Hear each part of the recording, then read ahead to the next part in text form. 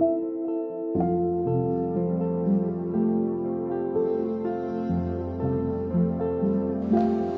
semuanya, Shalom. Apa kabarnya? Aku berdoa kalian kabarnya luar biasa. Sama seperti aku di sini yang selalu on fire untuk share kebaikan Tuhan yang terjadi dalam hidupku. Dan aku juga berharap ini dapat menjadi rema dalam kehidupan kalian. Let's say seperti pembelajaran atau kita bedah Alkitab bersama-sama. Saat teduh juga boleh bersama dengan aku. Yang penting kita semakin bertumbuh bersama dalam pengenalan akan Tuhan. Karena ternyata banyak anak Tuhan yang gak kenal siapa bapaknya. Banyak orang Kristen yang gak kenal siapa yang mereka layani, siapa yang mereka sembah. Mari kita tidak menjadi orang Kristen yang bahkan tidak percaya sama Tuhan sendiri. Oke? Saya mau kita buka Alkitab dan kita bahas di 1 Tawarikh 17 ayat 1. 1 Tawarikh 17 ayat 1. Tapi sebelum aku mulai, teman-teman, doakan channel ini agar bisa terus setiap minggunya atau bahkan seminggu 2 kali atau 3 kali untuk terus bagikan rema atau renungan. Karena rema yang saya dapatin banyak sekali. Tapi saya juga lagi bergumul apakah harus terus lakukan atau enggak. Jadi teman-teman mungkin boleh komen di bawah, should I keep on preaching di Instagram atau di YouTube? Karena kalau biasa di Instagram aku selalu tulis tentang renungan pribadi aku dan aku share di Instagram. Tapi kalau YouTube baru ini kedua kali atau pertama kali. Jadi please share and tell me what you think. If you think I should go on, then pray for it biar Tuhan berikan kekuatan terus ya. Alright. 1 Tawarikh 17 isinya seperti ini. Perikopnya janji mengenai bait suci yang akan didirikan oleh Salomo. Setelah Daud menetap di rumahnya, berkatalah ia kepada Nabi Nathan, lihatlah, aku ini diam di dalam rumah dari kayu aras. Kayu aras adalah kayu yang bagus, kayu yang mahal. Kayu hanya orang-orang kaya yang bisa peroleh atau bahkan raja, konglomerat. Padahal tabut perjanjian Tuhan itu ada di bawah tenda-tenda. Teman-teman harus tahu, zaman dahulu perjanjian lama, hadirat Tuhan, otoritas Tuhan, keberadaan Tuhan itu ditandai dengan kehadiran dari tabut perjanjian Tuhan, the Ark of the Covenant, yang selalu dibawa-bawa oleh suku Lewi dan gak boleh suku lainnya. Kalau yang bawa suku lainnya itu bisa kena sesuatu yang berbahaya, gitu, bisa dihukum. Oleh karena itu hanya suku pilihan, suku Lewi yang boleh mengangkat tabut perjanjian itu. Itu sangat sakral sekali bagi orang Israel di zaman dahulu. Dan itu menandakan Tuhan. Dan Daud di sini punya hati yang lembut sekali, seperti anak kecil yang mungkin dibeliin papanya iPhone 12 Max Pro. Dia mungkin berkata, kok papa hanya pakai iPhone 5 sedangkan aku pakai iPhone 12 Max Pro. Enggak, aku juga mau berikan papa iPhone 15, padahal mungkin iPhone 15 belum ada. Itu adalah hati yang sangat lugu sekali. Hati Raja Daud ini memang, makanya Tuhan berkata bahwa Raja Daud itu berkenan di hadapanku, berkenan di hatiku. I don't think banyak orang yang dikatakan berkenan di hadapan Tuhan dan di hati Tuhan kecuali Raja Daud. Jadi Raja Daud ini punya hati yang polos sekali, punya hati yang rindu untuk lakuin apa yang terbaik untuk Tuhan.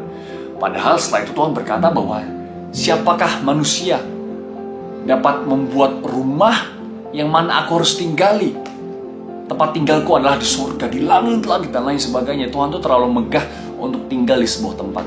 Tapi hati dari Daud yang seperti anak kecil dan berkata, enggak, kalau aku dapat ini, aku juga mau share kepada Bapa. Seperti kalau anak kecil dapat es krim, dia juga mau share kepada bapaknya. Daud berkata seperti itu. Dan iman Daud dan attitude Daud ini begitu luar biasa. Dia selalu anggap dirinya itu bisa gitu. Lah, Tuhan, rumah aku itu bagus, walaupun cuma kos-kosan atau kontrakan bahkan yang sudah lubuk sekali. Tapi dia berkata, gereja itu perlu. Aku bisa bantu gereja, walaupun mungkin dia belum berkelebihan, hanya cukup saja. Tapi dia belajar mengucap syukur, dia belajar untuk mencukupkan diri dan berkata, gereja ini perlu. Bangunan gereja mungkin sudah lama, AC-nya mungkin sudah panas. Aku bisa bantu apa ya Tuhan? Mungkin kalau Daud masa kini bertanya seperti itu, aku bisa bantu apa? Apakah aku bisa bantu dalam area ini dalam mungkin jadi usher, atau mungkin aku jadi office boy-nya gereja. Apapun yang bisa aku lakukan, aku mau lakukan Tuhan. Sebab gak fair dong, aku begitu enak hidupnya, tapi Tuhan, masa gereja Tuhan seperti ini? Jadilah orang yang seperti Daud, selalu berada di posisi untuk membantu, bukan malah minta-minta bantuan terus. Karena banyak anak Tuhan yang kerjanya selalu minta-minta, minta gereja, minta pendeta, minta sama teman-teman CG atau komsel, minta mulu kerjanya. Selalu punya attitude orang miskin, bukan tentang hartanya. Perhatikan, orang miskin jangan ditwist. Oh, Ko Jeju bilang orang miskin, wah benci orang miskin. Bukan. Tapi orang yang mentalnya miskin, teman-teman. Orang yang mentalnya bahwa, lah aku ini kurang terus. Sama-sama mungkin punya 1 juta, tapi mental miskin berkata, alamak, Jang 1 juta, gue makan apa? Besok gue gimana? Aduh, anak gue apa semua? Banyak sekali. Tapi orang yang mentalnya berkecukupan, oke, 1 juta, thank you Tuhan ya, untuk 1 juta ini. Tanpa Tuhan, ini gak mungkin terjadi. Tapi bersama dengan Tuhan, kalau aku percaya dan aku bijak dalam mengelolanya, aku percaya ini 1 juta pasti akan lebih dari cukup. Bahkan bersisa untuk bisa memberkati orang lain atau gereja, atau umat Tuhan, atau bahkan bisa untuk investasi. Perhatikan beda attitude-nya antara orang yang selalu meminta-minta, punya mental miskin, sama orang yang mentalnya seperti Daud. Cukup Tuhan. Atau bahkan Tuhan, aku ini gak layak. Aku ini hanya manusia biasa, hanya raja yang kau angkat. Tapi kok aku tinggal di rumah dengan kayu aras, dengan mansion, ada swimming poolnya. Tapi kok Tuhan tinggalnya cuma di tenda-tenda, dikatakan seperti ini. Di ayat pertama, kok Tuhan cuma tinggalnya di bawah tenda-tenda. Wow, miliki hati sebagai Daud ya. Miliki hati seperti Daud yang berkata, cukup Tuhan, sekarang apa yang bisa aku bantu? Apa yang aku bisa lakukan untuk gereja? Jangan hanya, aku mau masuk gereja ini, tapi apa yang gereja ini bisa lakukan untuk aku ya? Apakah gereja ini mungkin bisa doain aku untuk punya keturunan? Apakah gereja ini mungkin bisa melayani aku di sini? Jangan, stop minta-minta. Sekarang saatnya kita memberi. Ayat kedua, kita baca lagi ya. Ayat kedua. Lalu berkatalah Nathan kepada Daud, lakukanlah segala sesuatu yang dikandung hatimu, sebab Allah menyertai engkau. Nah, di sini sebenarnya Nabi Nathan kurang tepat, teman-teman. Karena Nathan ketika memberikan advice ini atau nubuatan ini, Nathan tidak minta petunjuk Tuhan. Nathan hanya seucapnya saja, sekeluarnya saja. Oh, kira-kira menurut manusia ini baik. Ya udah, oke, kalau gitu Allah menyertai engkau. Memang benar sih, nggak salah. Allah menyertai kita senantiasa. Tapi belum tentu Allah menyetujui atau mengiyai perbuatan kita. Kalau perbuatan kita sudah mulai melenceng, sudah mulai berdosa, Allah tetap menyertai nggak? Tetap. Bahkan Allah memberikan Roh Kudusnya, dicurahkan dari hari Pentakosta sampai sekarang, dicurahkan untuk kita. Dan Roh Kudus tidak pernah meninggalkan kita. Holy Spirit is our best friend. Walaupun kita berdosa, dia hanya bisa berduka, tapi dia tidak pernah meninggalkan kita. That's why, please stop untuk mendukakan hati Roh Kudus. Karena ketahuilah Tuhan selalu ada bersama dengan engkau. Ketika engkau berdosa, Tuhan pun ada di sana. Jadi jangan mendukakan hati Tuhan, karena Ia adalah kudus. Poin terakhir, ayat keempat. Pergilah, katakanlah kepada hambaku Daud, beginilah firman Tuhan, bukanlah engkau yang akan mendirikan rumah bagiku untuk didiami, tetapi Salomo, maksud Tuhan. Jadi setelah Nathan berkata, oke, silakan, Tuhan menyertai setiap perbuatanmu, Tuhan mengiyai setiap perbuatanmu, tapi ternyata enggak. Seperti kena prank, bahwa sorry, tadi salah ngomong. Rupanya Tuhan berkata, kamu gak boleh bangun rumah untuk Tuhan. Yang boleh anakmu Salomo. Harusnya kalau aku jadi Daud, aku tuh kesel, bener gak? Lah Tuhan, wong ini kan ide aku sebenarnya.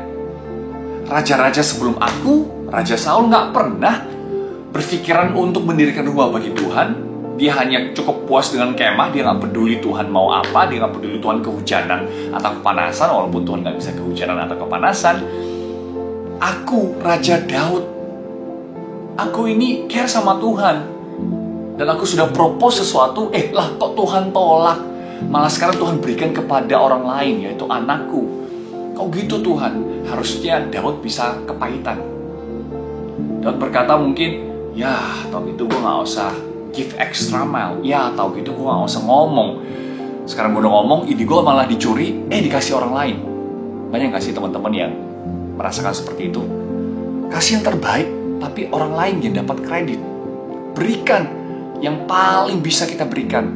Berjalan 2 mil, tapi ke orang lain yang dipuji. Kita kayaknya, hati ini gak puas sekali. Tahu gitu gue gak usah lakukan. Tahu gitu gue kerjanya biasa-biasa aja. Tapi Daud gak seperti itu, teman-teman. Dan yang aku seneng, kalau kita baca lagi ayat-ayat di bawahnya, Daud ini happy orangnya. Saya bacakan sekali lagi ya, biar teman-teman ingat lagi. Bukan engkau yang akan mendirikan rumah bagiku untuk didiami. Daud, ini adalah poin terakhir ya. Daud adalah orang yang take no for an answer. Dia orang yang bisa menerima kata tidak dari Tuhan. Karena kan tahu ya, jawaban doa itu adalah ya, langsung terjawab. Atau nanti ya, atau enggak. Tapi ada komanya. Kalau enggak itu komanya adalah karena aku punya yang lebih baik untukmu. Nah, itu jawaban Bapa. Jadi saat ini, kalau engkau sedang berdoa sesuatu, bisakah kita seperti Raja Daud yang it's okay loh kalau Tuhan bilang enggak, karena terjadilah sesuai dengan kehendakmu, bukan kehendakku Tuhan, namun kehendakmu.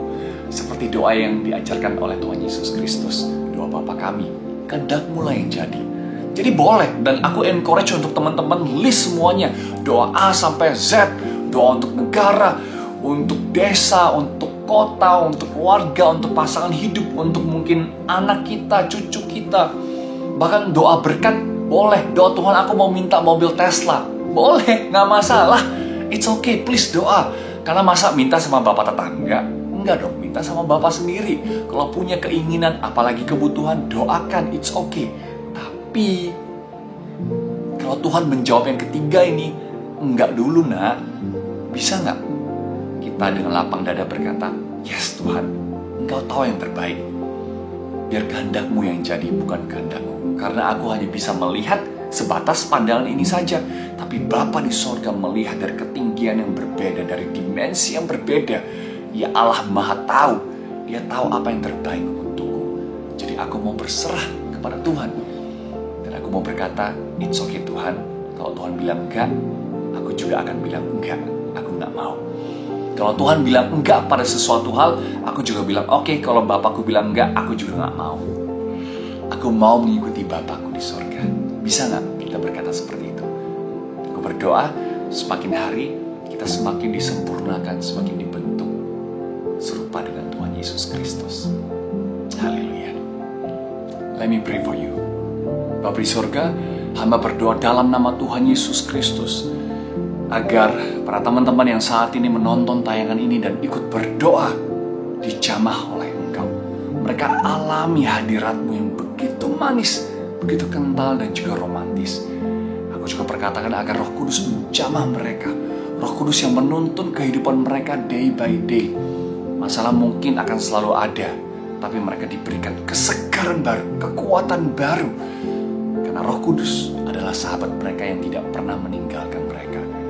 Bapa di sorga, hamba berdoa agar mulai hari ini mereka tidak memaksakan lagi kehendak mereka. Mereka berdoa setiap hal boleh, bahkan Tuhan welcome. Maka firman Tuhan berkata, ketoklah maka akan dibukakan. Dan ketok jangan cuma sekali, knock, tapi knock, knock, knock. Kalau bisa berkali-kali, cari maka pasti akan menemukan. Tapi kalaupun enggak, tapi kalaupun doamu dijawab dengan kata atau tidak, tetaplah kita mengucap syukur. Aku berdoa ada kedewasaan rohani di dalam diri setiap mereka saat ini juga. So they will take no for an answer, asal kehendak Bapa yang terjadi dalam kehidupan mereka. Aku juga perkatakan mulai saat ini mereka menjadi orang yang memberkati, bukan terus diberkati. Sebab firman Tuhan berkata, lebih baik kita memberi daripada menerima. Dan juga hamba berdoa dalam nama Tuhan Yesus, agar mereka mengerti bahwa Allah selalu menyertai mereka, tapi bukan berarti mengiyai perbuatan mereka.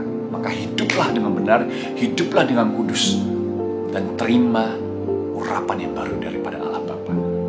Thank you Bapa, kami materaikan doa ini, dan kami yakin doa kami sudah didengar dan juga sudah dijawab dalam nama Tuhan Yesus Kristus.